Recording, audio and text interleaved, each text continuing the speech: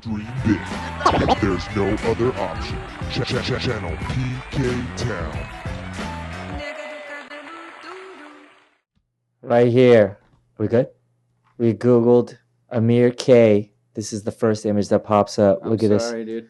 handsome man Sorry, right here. Look at the reality of it. And now we're here at the Pinchy Kimchi podcast, live in the flesh. Oh, there's another camera there. Yep. Cut Amir back to that K.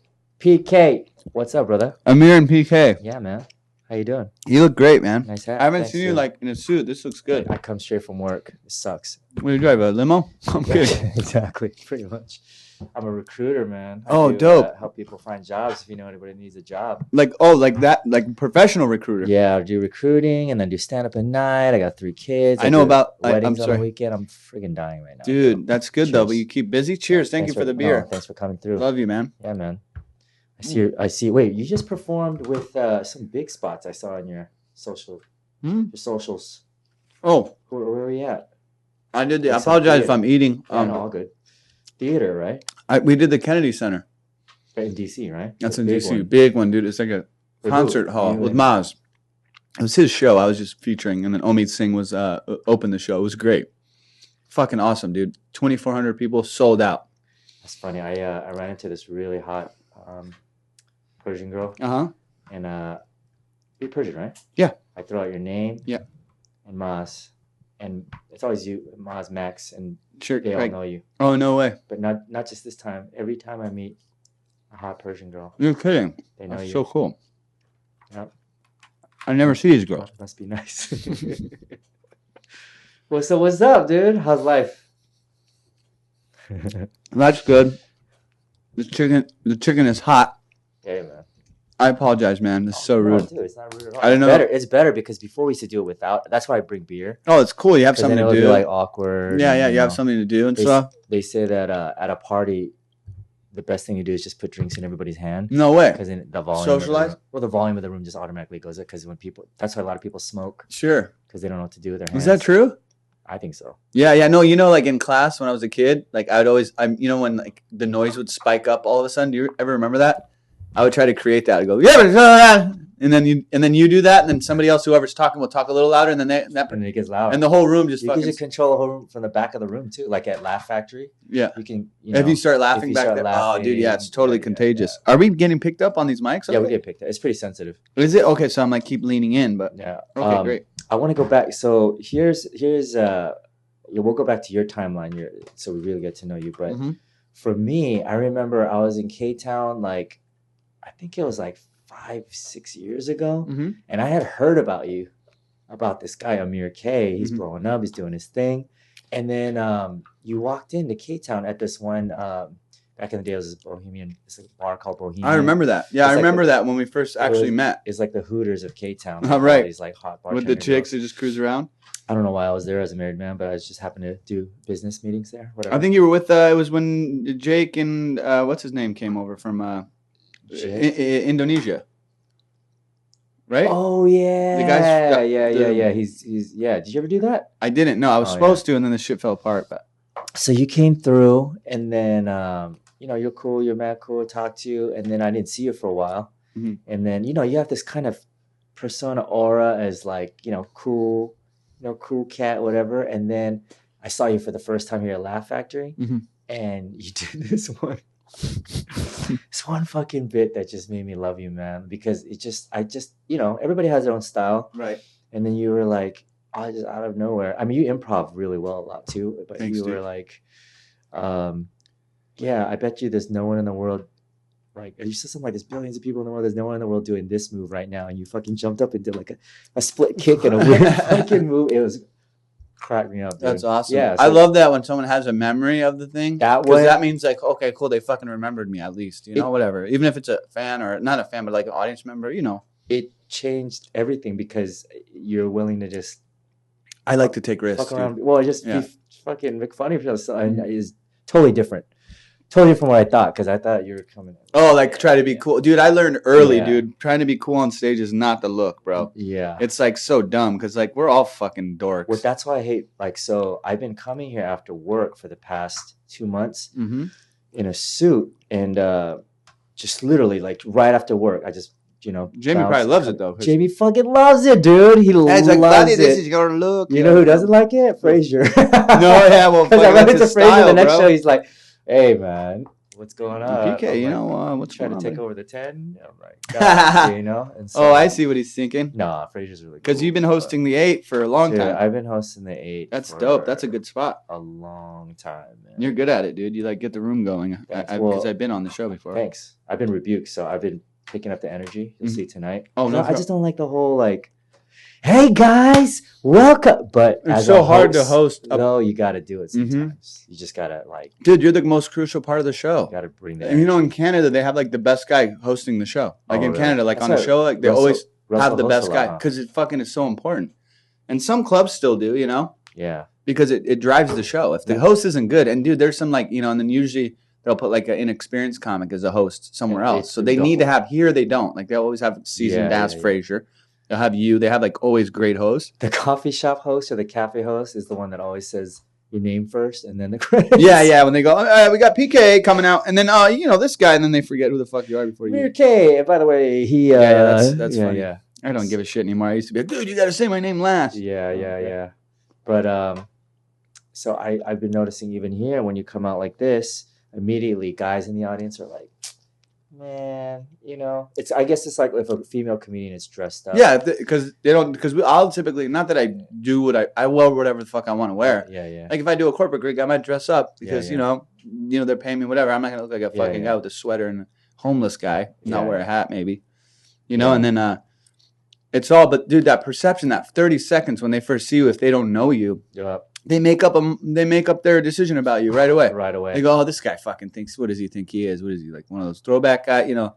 So Yeah. and then you got to just be funny and prove to them, like, dude, I'm funny with a fucking polo on or a goddamn cardigan or a fucking a parka. I can Yeah. be funny. So that, you know. But I do. I realize even every little word matters because I remember one time I went up like this because it's Are I you do. sure you don't want some? No, I'm good. Thanks, bro. I just ate. I go to the counter right down the street. Oh, nice. I'm such a fucking nerd. Like, dude, I'm The counter's great. The burger place. No, it's so good. This is how much I love the counter. dude. Jesus, look at that wallet, dude. Oh, well, I just have some other stuff in there. Looks like you got your whole fucking. I have a counter membership card. dude. Oh, dope. How many people have this? And it's fucking looks like it's weathered, bro. How many burgers until you get a free one?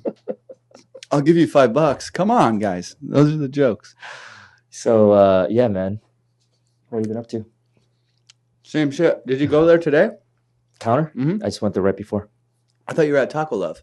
I was gonna go Taco Love, Mhm. and then when you said That place is good. 7 instead of 6:45, I was like, no, I'm gonna go Taco. Oh, yeah, time. yeah, Great. yeah, I got time. Wait, so rewind for people who don't know you. Yep. Let's start from the very beginning. Oh, man. Fuck, I gotta do that. Well, I mean, you don't have to tell secrets or anything. No. but Everybody's been on here like. so like, what do you want to know? telling their story. Tell me, like, well, yeah, I was born in Iran. Came here when I was like in '86. So I was 5 or 4. I Okay, think, so in between. when you're in Iran, do you hear stories of like Beverly Hills? Because No, how I mean, come I was so young. Persians took over Beverly Hills. Dude, that happened because of the revolution, you know? Like, there was a revolution there and fucked everything up. Like, What- how like old my were you? family wouldn't have come if there wasn't a revolution. Wait, how old were you when there was a revolution? I was probably, well, it happened in 79-ish, right? Like, that's when all the shit kind of went down and they kicked the Shah out. And the Shah, you know, was an ally of the United States. And then when the new regime took over, that fucked everything out. So all the Jews came here because it was an Islamic regime that took over. So all the Persian Jews that had their wealthy Persian Jews came here with their money, and they happened to move here in Beverly Hills and, you know, this area. And they started buying buildings and shit like that with their money and invest. And now that's why, you know, typically you'd say, oh, why are all Persians rich? And that's not necessarily the case. But we're exposed to, you know, really affluent Persian people or Iranian people here because So of the area we live in, you know? But okay, I'm very interested in this. So, Yeah. so the Persians that came over in that era, would you say though that they were the wealthy ones, or Mm-hmm. they were the wealthy ones? I don't know necessarily because I'm sure there was wealthy Persians, Iranians that stayed Yeah, in Iran, but it was the Jewish in particular and, you know, and affluent Jewish Iranians that took their wealth and came here because that Islamic regime was not going to be so nice to them, you know, politically or How religiously. many are we talking? Millions or how many? I don't know exactly, man. Oh, yeah. I don't want to like try to come up with a thing. I don't want to sound like an idiot, but I don't know exactly, but I do know because like my family is Muslim. I don't practice religion, and I'm not a really religious guy, but yeah, me neither. my family is, so we stayed a little longer. And like my family in Iran they would consider themselves Muslim, like most of the nation. But I grew up without, like, my dad doesn't believe in religion really, and my mom she'll just go, to whatever. So when there was one day when you're like, I'm not gonna participate. It wasn't one day. It was just like over my life. I just decided, time. and I went to like different things. I went to like Christian, because there was like release time where all the kids would go. So I just signed. I didn't know what it was. You just sign up and you go. Wait, where'd you grow up? In Orange County. Oh, really? So I grew up with a lot of Mexicans, like black people, inland. Not like every time I say Orange County, people think not IE, but Orange County still. There's an inland too. What city? Like the city of Orange. So it's like 20, like 20 minutes from the beach. So Orange. So it's not like glamorous fucking by the beach, It's like kind of inland a little bit. And it's all about the block at Orange. The block, dude. So many shootings and shit happen. Oh, yeah. It's like a hoodie little area. Yeah. We used to make out at the block. That was our thing. Yeah. The block was cool. I used to go to the skate park there all the time. Yeah. Mm-hmm. So you're a skater. I grew up skating, yeah. Oh, right on. Mm-hmm. So you grew up in Orange. Mm-hmm. And then went to UCLA, or went to, grew up in Orange, moved to went to high school there, and then moved in with my cousins in like this place in Newport, like my older cousins, and I kind of like, they're like my brothers, man. I love these guys. And I fucking had so much fun, like 17 to like 20 or something like that. And then I finished JC. I got my shit together because I was fucking up. And then I got my shit together, went to UCLA. Nice, congrats. And then graduated from there, went back to OC, started a real estate company. Like what was your major in? History and poli-sci. Nice. And then years later, when the market tanked, I was like, fuck it, I want to go live my dream. And I started stand-up. That's the shorts. Like 08. 07. Yeah, 07, the market fucked me, and I lost everything. 08, it was like trying to deal with it. 09, I moved to LA, and I was like, let me start. And I started in 09. You moved up to Hollywood, or where'd you go? I moved with my girlfriend at the time, right across the street, dude. 7950 West Sunset. Wow. And it was a nice building, like the newest building at the time. And we lived there, and my girlfriend's mom at the time was like taking care of it. Was crazy. And I was like, she got a job up here, so her mom got her this apartment. I was like, holy shit, I'll fucking go up there. And I rented out my condo. And then I just would see the Laugh Factory every day. I would see it every day. I'm like, I got to go. I would jog. I would be jogging. And I'd see the fucking sign. I was like, dude, you got to get to that place. That's amazing. Dude, it was incredible. And I would see it from our top of the building. I'd look across and be like, fuck, I got to do it. You're here. But it was so surreal to be performing the first time here and like what this place meant to me, because I'd been here before when I was in college. Just checking it out. Just to see like I saw like, Freddie Soto and all these fucking great comics. Rest in peace. Yeah. Regardless. Dane, when he was like fucking the hottest shit out, like Dane, I saw him here. It was like Girls Gone Wild during that. Dude, it was insane. He was so fucking funny too. I mean, it was like, you gotta give the guy credit. For sure. He was very like energetic and talented. Harmful to Swallow, that album was. Dude, the people were going nuts here. It was packed. This was the hot spot. I remember when I was in school, 100, like 05 or 4 or 5 or whatever. It wasn't the store. Yep. It was fucking the Laugh Factory. It was the Laugh Factory. Because it was the best acts. Jay Moore popped in and fucking laughed. And I remember just seeing all these guys. I'm like, oh shit, I recognize that guy. That was when I first started hosting here. Yeah. I saw everybody here at that time. Like really funny fucking guys.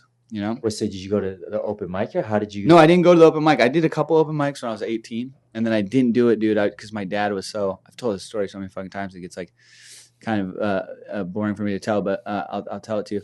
I did a couple open mics when I was 18. I was hooked on it, but I was like trying to tell my dad like, oh, I'm gonna do this. Like, what the fuck are you doing? Like totally get your shit together, go to school. So I did, and I kind of just like put it on the back burner for like fucking 8 years, 7 years, or whatever. Went to school at UCLA. I met Maximini. We went to school at the same time. Oh, Max went to through UCLA? A friend. Yeah, dude. Wow. And at that time, I was trying to do anything. I'd like take theater classes and shit, just anything to be performing. So any elective I had, I would go do it in the theater department, whether it was scene study or some shit like that. So I just wanted to be like around that. And then I joined an improv group. Like I got on this college troupe. Like it was called the Ultimate Improv right there on Gailey, right by the In-N-Out in Westwood. And I did that. And without telling my dad, I would just do that. And I was like, cool. And I'd do like shows and whatever. He didn't know I was in fucking college, And then graduated. And then I just was like, fuck. I just kind of put that in the back of my head. I was like, I'll go to it. I'll do it. but let me just make some money first. Yeah. You know, because like money was a thing. I was like, let me just. I had no money, and then I did the real estate thing, made some money, and then when it fucking slapped me in the face and that shit ended quick, I was like, all right, it's no more excuses. Let me go do what I was supposed to do. Right on. Wow. Yeah. Damn. Now you're here. Now I'm here, dude. I'm talking to PK, my man. Who was the first inspirations? Comedy. Comedy, dude. I love Jim Carrey. Was fucking one of my biggest inspirations. I met him at the store. It was so cool to meet him. It's crazy. And then hear his stories What about do you the say comedy when you store. see him, Dude, man? I just like, what? And he was at the Yeah. comedy store. And, you know, in his heyday, that was the spot, you know? Yeah. And he was like just telling us stories. There was like 10 comics gathered around him, and he was just fucking talk for like 45 minutes. In the green room? No, just in the parking lot. Like about like, dude, What? I used to hang out right there, fucking do this, do that. And it was just Surreal. It was just dope, dude. I was like, wow. We were just all sitting there with our mouths open, like, listening to these stories about Jim Carrey was telling us that. Like, I'm like, oh, fuck, I hang out in that same hallway. That's crazy. You know, like all night, fucking every night. That's where we're at, you know? Yeah. And it was just cool to hear somebody like that and like the level that he's gotten Wait, to. what era was that when he came through? Because I believe he was like still making big movies, right? Like he was. Or towards the end. this was just recently, maybe like 2 years ago. 2 years ago, maybe a year ago. Oh, okay. Where like even like I saw like fucking big name, you know, bigger comics sitting there fucking listening, like holy shit, you know. Yeah. Like, He's always been one of my favorites, man. 'Cause Dude, he could so do dramatic. When I saw Truman Show, yeah, he's such a one of good my favorites, actor. Such a good actor. He's deep. He's had a rough childhood. Fucking love that dude. Only thing though is my wife does not like him, man. He's just always like, yeah. I guess she loves like researching. You know, I guess he was with a girl, So committed suicide. his ex-girlfriend. No, well, okay, go ahead. Tell me. Well, the I story. don't know. You probably know the story better than me, but she always reminds me of that he was with a girl, but once he blew up, he broke up with her and he married someone else. That girl from Dumb and Dumber, maybe. Maybe I Lauren don't- Holly. I don't know. Yeah, but I don't she's know. always like, "Are you gonna do that?" I'm Mm. like, "Fucking." Such a chick perspective of the thing. Yeah, but it's like, It's like, dude, can you deny the fucking guy's talent? I mean, Yeah. forget about that for a second. it's It's amazing. It is amazing, man. But like Pet those guys, Detective. Pet Detective, I mean, amazing. Like, and then a lot of black comics I love, like Martin, you know, Eddie Murphy, obviously prior were fucking yeah. those guys. But early on, even like for comedic acting type shit, like dude, Chris Farley, like Oh, fucking yeah. come on, dude. Of course. I just loved anything funny, you know. Yeah. But definitely identified more with like those character-y type of dudes like Martin and shit, and like or Eddie Murphy that like jumps into a character and like does, you know what I mean? That like style of performance style, Yeah. not just standing behind the mic and fucking standing there and talking Yeah.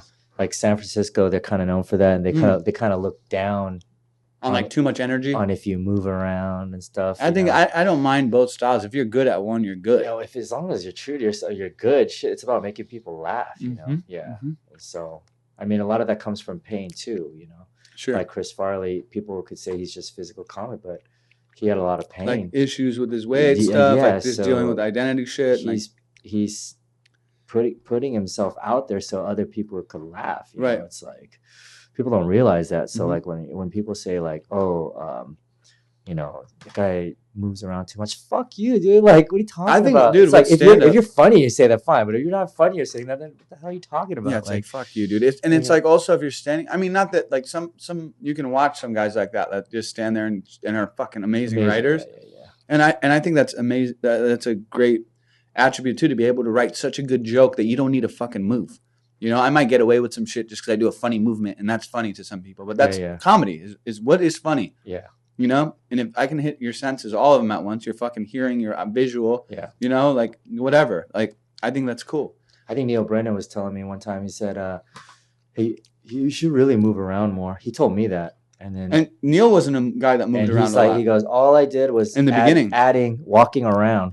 Like that's all Chris Rock does. Yeah. He just walks Mhm. back and forth because it keeps the audience. But it's visually in check. entertaining, dude. I mean, it's like, why the fuck wouldn't I just listen to your CD, dude? Why am I at this live ass show that I paid money to come watch a motherfucker in front of a mic? To me, Exactly. so I'd like treat it like a performance. I go, oh, I'm gonna perform. I mean, this is a Exactly. fucking performance art to me. So why not get into my shit and do my thing like the way I want and like have it be like we're like, fuck, what is he gonna do next? Yeah. You know? That's why I felt mixed emotions when I don't know if you saw that a long time ago. Anthony Jeselnik. It's like this video where he's at like this outdoor spot, Mm-hmm. and he probably didn't know it was gonna go viral, but he was talking shit on Dane. Oh wow. He did this joke, Oh, where he acted like he was doing a game. and then he goes, "This is Dane doing the joke," and he like acts it all out. Of course, Anthony Jeselnik's funny as hell, but it's the thing is But like, just talking shit about somebody else that's fucking doing it. It's just I don't know. yeah, they just seem like such a huge backlash, you know. Anyways, Well, dude, nowadays, like, yeah, people tape you, and like, you know, comics all talk shit. I don't give a fuck who you are. yeah, true.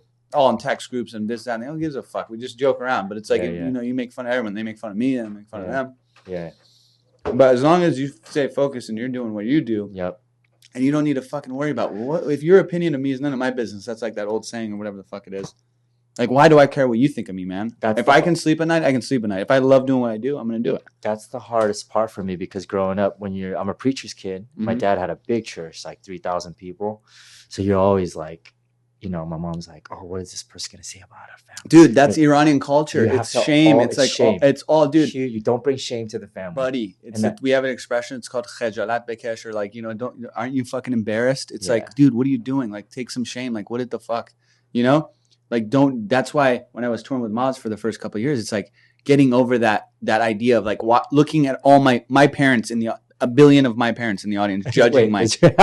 You know? Wait, when you perform Maz, what percentage is Persian? I mean, it's gotten less and less over the years. Over the years, but it's like 80%. But in the beginning, it was bigger. It was like 60%. Oh, okay. Persian. Oh, but then okay. also other Middle Eastern people love him. You know, it's like kind of like, you know, Russell has the same shit. Yeah. And it's like Middle Eastern, and then he does a lot of NPR stuff. So a lot of white people are coming now.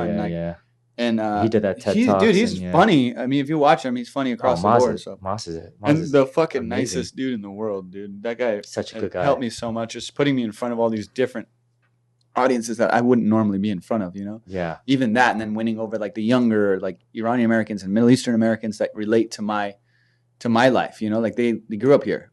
So, you know what I'm saying? Yeah. And I'm maybe a little, I don't want to say fucking edgy, but like I might do some shit that, you know, Maz wouldn't, that's not his style, you know? So I think our styles work well together because he's one extreme and I'm the other. But how many people were out there? The shows? That one was 2,400 fucking people, that's probably the biggest one I've done with him, I think. Feels so good.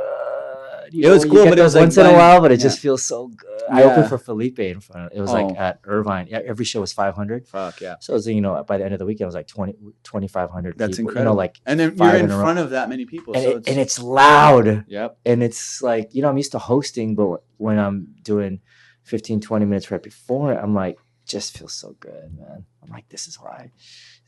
You need those moments you do those you know? shit shows to get to those shows, you know? So like those are, you know, well deserved when you get them. So Felipe is like 90% Latino. And that's one thing that I realized I shouldn't like really, because I was going through this like, you know, a lot of Asian comedians are like, no, you got to like win over the white audience in America. That. Do what you do because it's not to win over the whites, win over everyone. Anybody that likes comedy should be a fucking fan of yours. Yeah.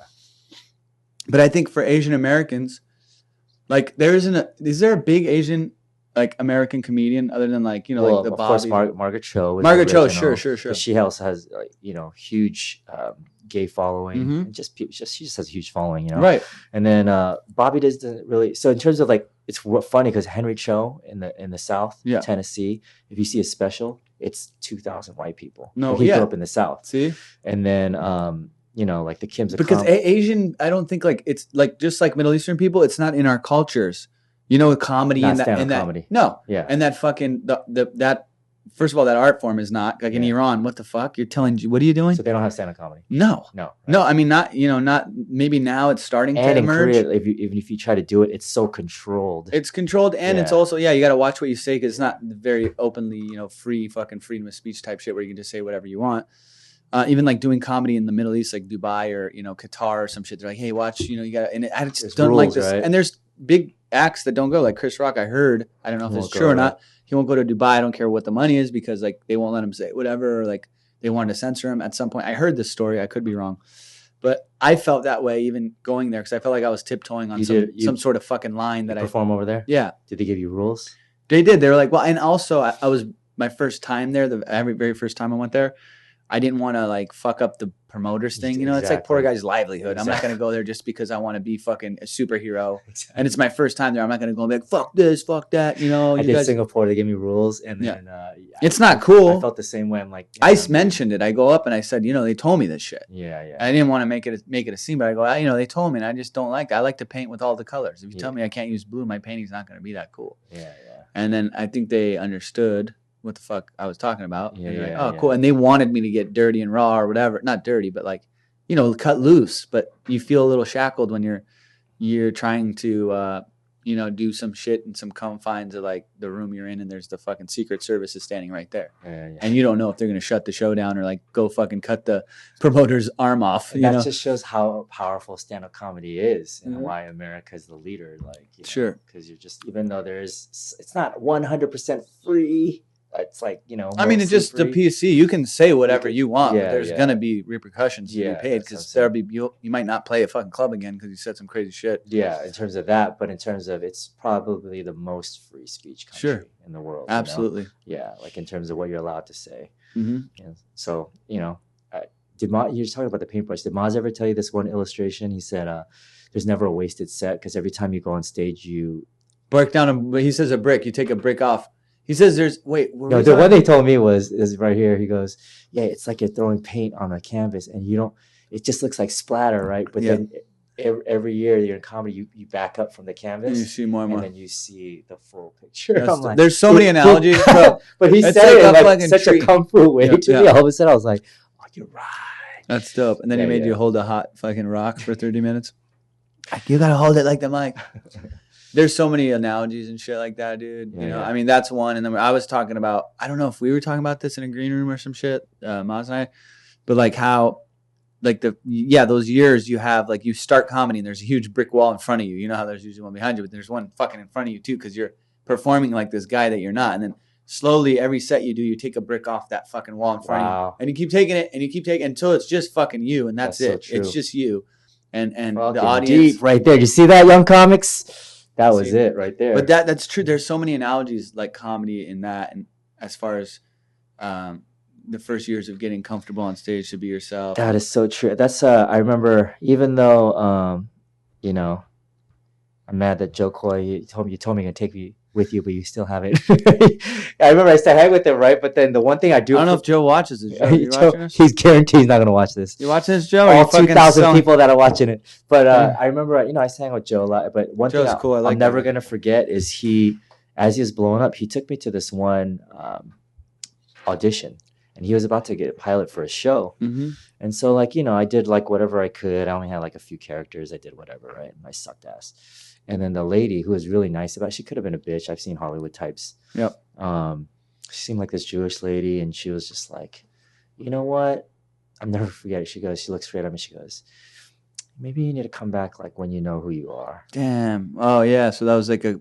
And initially I was like, I was like, fuck, damn, like what the hell? I just came here to do some jokes and characters, but it always stuck with me. Oh, And dude. I go, thank you. And I walked out, and it stung, and I'll never forget it because she sees so many people. Dude, so they don't have comedians, time, and no it's not that time. they're being like that. And you see like a lot of people, and I've been in a lot of those rooms too, and It's you're like, fuck, awkward they and hate me, pain. and they're not even fucking looking up from their phone. Yeah. But they're busy doing shit, you know? And it's like, they don't know who we are yet, Yeah. you know? Or like, you went in that room, she's like, who the fuck is this guy?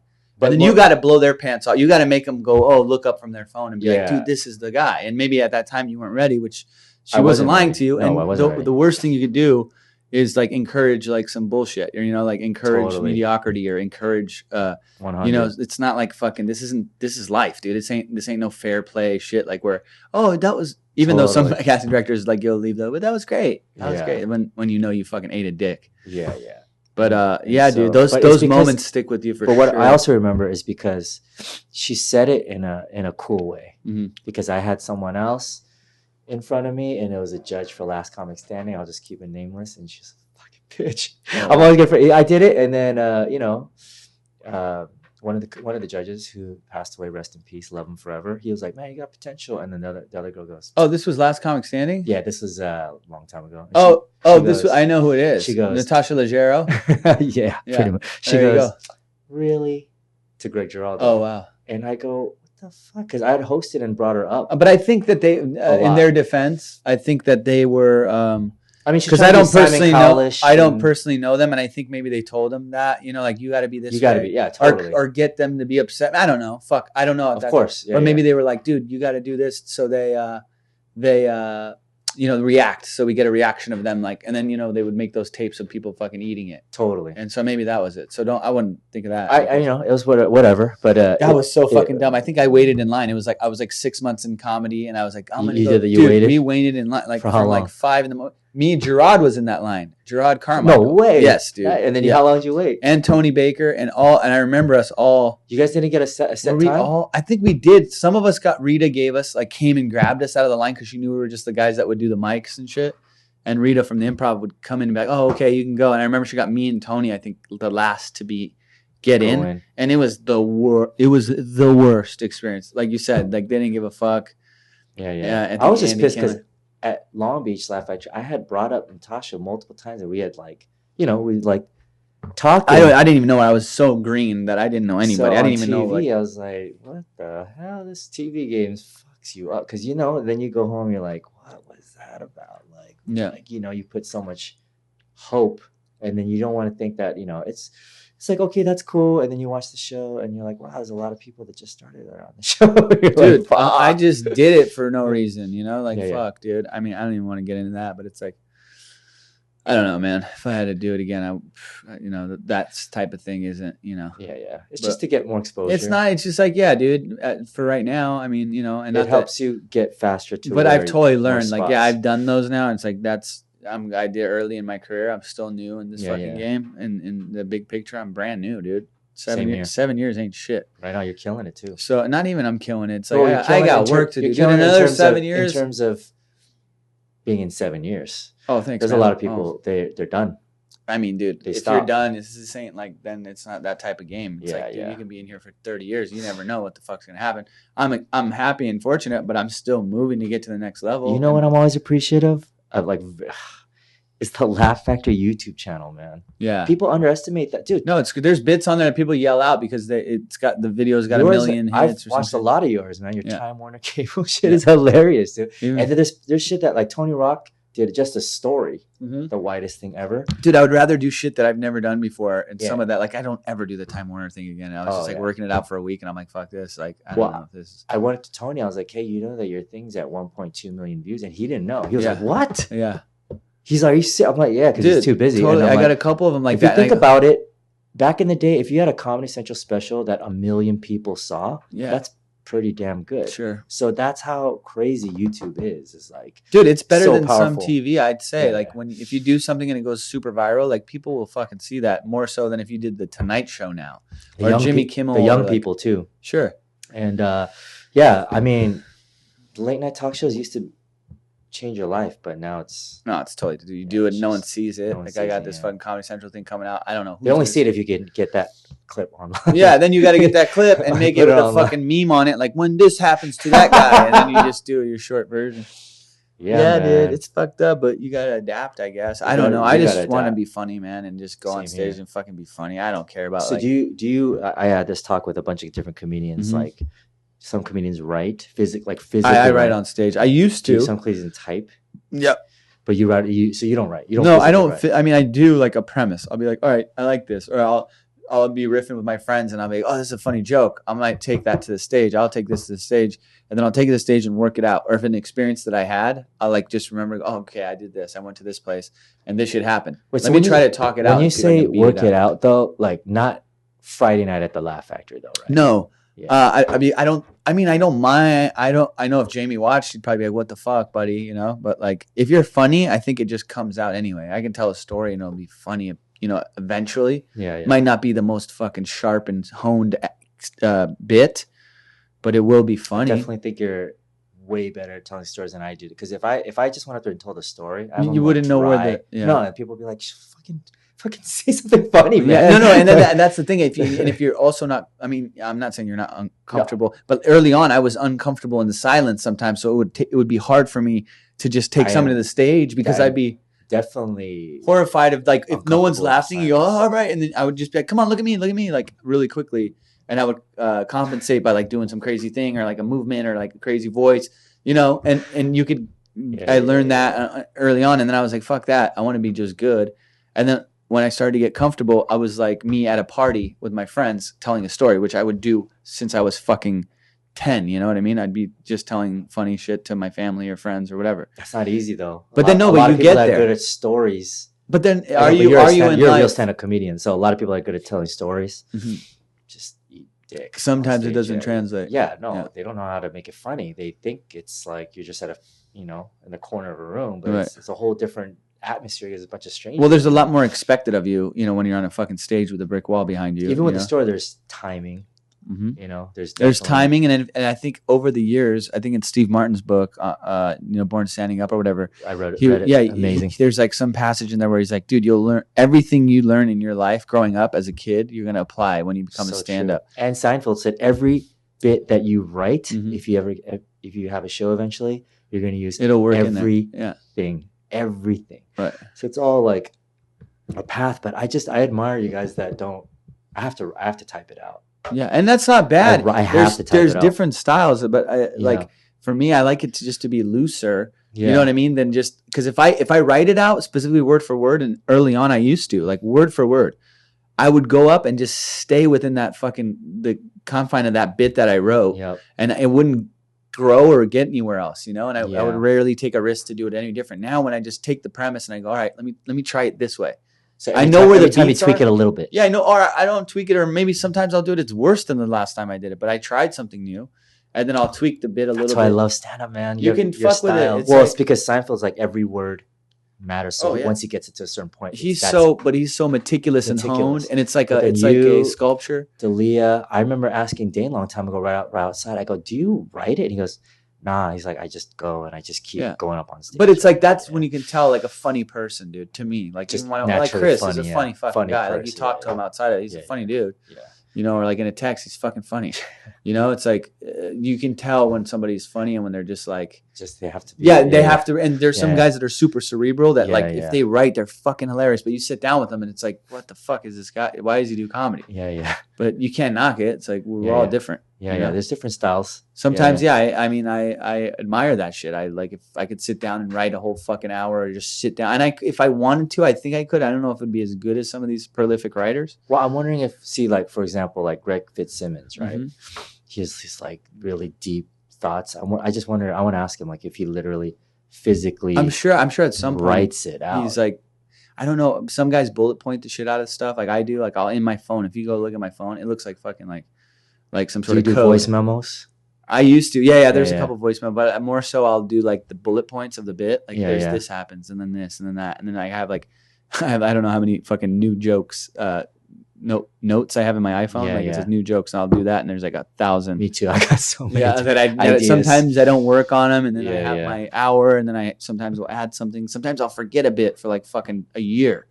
I'll be like, oh shit, Me I too. used to do that, Yeah. and then I bring it back, and it's different, or I get excited about it again, or something. Wait, so do you have like you're working on an hour right now? Are you I mean, I especially have at- an yeah. hour. I think. I mean, fuck, Yeah, I yeah. don't know how good it is, but it's like I have if I wanted to, am I? Do you do colleges or I don't. I stay away from You colleges. do? I don't like to do colleges. because I just used to don't do a lot get of like along. Asian culture in it? Is there I like get a lot of is there Persian. a lot of I Persian used to get a culture? lot of that, especially with the Moz stuff, because if they couldn't afford Moz, they'd get me. And then it's still good money, man. It's good money, but I'm not Yeah. in this for money. I'm Yeah, in yeah. it to be fucking great. And I know it sounds cheesy, but No, that's the truth. for sure. Because But you got to survive. you gotta survive. And I think Yeah. if you fucking just take the leap of faith and go, I'm gonna work without a net and like just there's so many guys that are, well, I don't want to leave my job. It's like I left my shit, dude. Everything. Don't have kids. Then. And I said, don't have well, don't get married. Don't have kids. you can Yeah. do all sorts of stuff, make excuses or whatever. I mean, not Yeah, to yeah, say yeah. you're making excuses, but like everything could be a factor that you Yeah, don't. yeah. And if you don't take the risk to jump in and just go, fuck it, I'm gonna do it, and you'll find a way, True. dude. You'll find a way to land on your feet. Like with guys that just stop working, and then I fucking was like, dude, I have no way to make money, so I started a show. I started my own fucking show. I'm like, I'll go sell tickets on Hollywood Boulevard until I make enough money to fucking pay my rent. And I would stand there for fucking 6-8 hours, dude, until Yeah, I yeah. would get I'd give 5 tickets for $20, and then I've told this story on thousands of podcasts too, but it's like that's how I made my rent money. And then they would give me 100% of the door. I had the show at the store, and I would fucking Yeah. get all the door, but it was all tickets I bought, so I didn't make it bringer show. It wasn't a bringer; it was me getting all the You people to getting come. everybody But coming they in, would pay like $2 for a ticket, $5 for a ticket. But it all added up, and then I'd make like $1,000 on the show, and that was my rent, for the month. Like my rent was like $500 or something like that, Yeah, yeah. and then a little bit to eat and live like shit, It's like the New York, the Barkers. Yeah, You they gotta- would you do it. gotta That's where I got whatever the you can. idea. Yeah, I was like, dude, they do it. Why the fuck isn't there anyone barking on Hollywood Boulevard? We have all these clubs here. You know, why isn't there somebody going out there and just like going like, hey, dude, come to a show? And they're all fucking tourists that want to see celebrities. Yeah. I go, you're in Hollywood. Go to the fucking Comedy Store. And I would do my show on Sunday. And that was when all the comics were kicking it. Bill Burr would be there. Fucking, you know, anybody was in the hallway. D'Elia would always do it. Fucking Bobby would do it all the time. You know, Steve Byrne. Everyone, dude. Ahmed and all of those guys. That's how I met them all. Yeah. You know, Steve Renazizi, fucking Simone, all the guys that used to kick it there. Yeah. So I just literally go in the hallway and get my lineup in the hallway. That's dope. You know? It's pretty crazy in this game how like all these people that you look up to, and like if you just keep putting yourself in there, next thing you know, you're hanging out with them. They're Dude, all it's your crazy. friend. Yeah, you're hanging out with them, and then you're like next to them, you know, like chilling with them. They're telling you stories. It's crazy. Sometimes it's amazing. It's surreal. unreal man. to me. Yeah, when I'm just sitting there in a fucking, even up here with like Dom Herrera and like, and you're sitting there and it's like Dom and fucking Tosh or whoever, if like whoever's hanging out here, or even Dane and like, you know, everyone. dude, One time anybody. I met Chris Rock, Dave Chappelle up here. Dude, just sitting right here. And then you're like, holy Yeah, shit, yeah. or I'll be at the Comedy Magic Club and I'll be sitting next to fucking Ray Romano and Paul Reiser. Just hanging out. And then Arsenio comes in and you're like, what? It's Like, amazing. even though now it's like, this is my job and I'm supposed to be here, but like, you still have that part of your But brain they're that goes, inspirational. yeah, man. you have a part of your brain where it goes, wow, dude, like I'm in the right place for what I'm doing. Like, this is fucking awesome. True. You know, and you look around and you go, fuck, they're just, and they look at you as like, not that you're a peer or whatever, but like they'll have at least the decency to respect you that you're a comedian, that you're fucking doing the right thing, that you ended up at that place. Yeah. So that's a good feeling. Who do you put as the top? To me, Bill Burr is the top right now. That's the He's dopest killing dude it. out there. I mean, obviously the Chappelle, dude, there's so many guys. Well, the thing about Bill, he gives zero fucks. That's what I like about him. And he doesn't give a fuck. And he's never been the guy that's like, oh, I'll just do this gig so it'll help me do it. He's been like the grassroots fucking, just a stand-up comic, dude. Like from the core. Like he's a comedian, dude. The guy's just, and he hasn't been trying to do shortcuts and fucking get on this show to be this, to get this thing going. And of course, like, you know, shit comes to you as you go, you know, shows and this and that. True. But dude, he fucking is dope. And every time I'd watch him, dude, I was like, wow, this guy's a monster, dude. That Philadelphia show, man. Dude, well, that kind of, I mean, we made some people know about him, but that guy, I mean, if you're a comic, you knew who the fuck he was way before that. Oh, yeah, of course. Yeah, and then just watching him, dude, at the fucking store and shit, and like going like, wow. And one time he said something, he was like, oh, that was a good set to me. And I was like, what the fuck? And I thought it was a shitty set anyway. And it was just weird. I'm like, fuck. And it was bothered me so much that he saw me do like a mediocre set. That's funny. You know? And I was like, fuck, dude. And then, but he's so cool, dude. Like, we'll talk to me in a green room. And like, when you think like, oh, this guy doesn't fucking give a shit who you are. Yeah. So he's cool. But he's a super cool guy. Yeah. I mean, not that we're best friends, but like, he'll talk to me in a green room, which is fucking, that's enough for me. You know? Bill Burr, dude. How about who else? Like, who else is the... Dude, you know, there's so many great guys. Like, I love watching Chappelle still when he comes into town. How'd you watch that last special that when he was Palladium? Yeah, dude. You were there? Oh, no, I didn't go to that. No, I heard it was dope. Oh, it was amazing. Yeah. I know that it's coming. He was... Well, the people that went, they said that it was... like, yeah, I'm like, not the show, but like, how about the material? And what's his name? What's it called? Mo? No, Tony Rock's younger brother, Jordan. Oh, Jordan. He said, no, the material. He was insane. Dude, I mean, yeah, he's been doing it all over. But I mean, just even watching him when he would come to the store, like even early on, and do like 3 hours. But like, you know, I'd watch it for a fucking hour and a half or something, and then you just go, wow, dude, he's so talented. Yeah. And it's cool to just have that ease and like that comfortability, and you know, and that's what I was trying to get to. You know, he got all yoked. Yeah, he got so jacked, dude. You have anything coming up you could plug? I don't know when this comes out, but it's coming out in a couple weeks. Oh shit! So I guess my shit will have aired. If not, April 28th, I'm on Adam Devine's house party on Comedy Central. That's coming up, and then I have a couple headlining dates put up April 22nd. But dude, this is gonna air after that, right? Usually a couple weeks after. Oh, okay. We got a whopping 2,000 viewers. 2,000, yeah, whatever. Yeah, man. Thank you, Amir K. Thank you, PK, for having me, man. Sorry I was eating for the first half of it, but it was kind of fun. Good hanging with you. I got You're to know awesome, you. dude. Yeah, man. And we're doing the show right now, bro. Yeah, we're going to 8 p.m. at the world famous Laugh Factory. Every Friday, 8 p.m. If you're watching this, PK guest list at Gmail. You can get it comped. My friends have used it fucking 10 times with different girls, different dates. They bring different girls each week. PK guest list at Gmail. Amir K, check him out. Thanks, brother. Thank you, PK. You're the man. Dream big. There's no other option. Channel PK Town.